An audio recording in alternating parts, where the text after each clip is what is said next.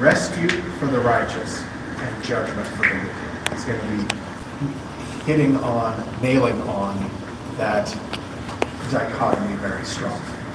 But then also, this section of the book is where we see a lot of the messianic prophecies. So this is the book of parables is going to be exciting because this is where Jesus shows up the most, and that's always awesome. But having said all of that by way of introduction, I think everybody's had a chance to pass the papers around. I think we can go ahead and get started. Beginning in chapter 37. The vision of wisdom that Enoch saw, the son of Jared, of Mahalalel, of Canaan, of Enosh, of Seth, of Adam. This is the beginning of the words of wisdom, which I took up to recount to those who dwell upon the earth. Listen, O ancients, and look, you who come after. The words of the Holy One, which I speak in the presence of the Lord of spirits.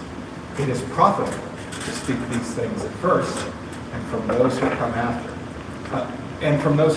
Let us not withhold the beginning of wisdom.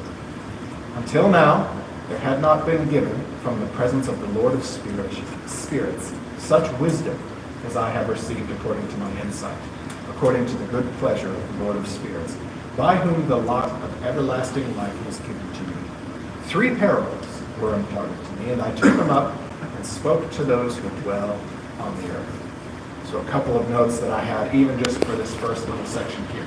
What does this paragraph sound a lot like from the Bible? That sounds like an introduction to the prophet.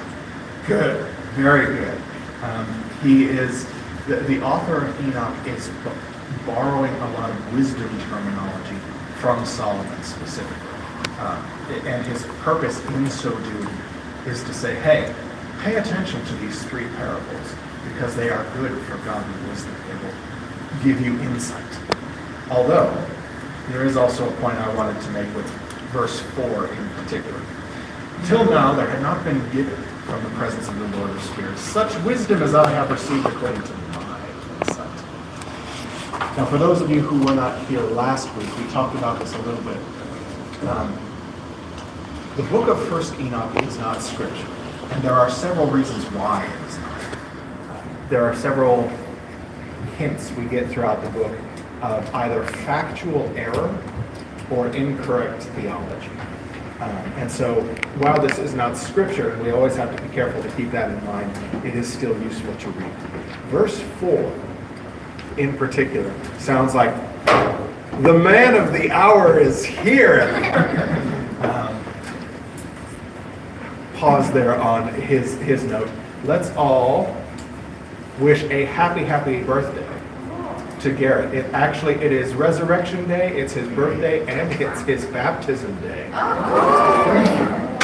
So let's summarize all of that by singing happy birthday to him. Happy birthday to you.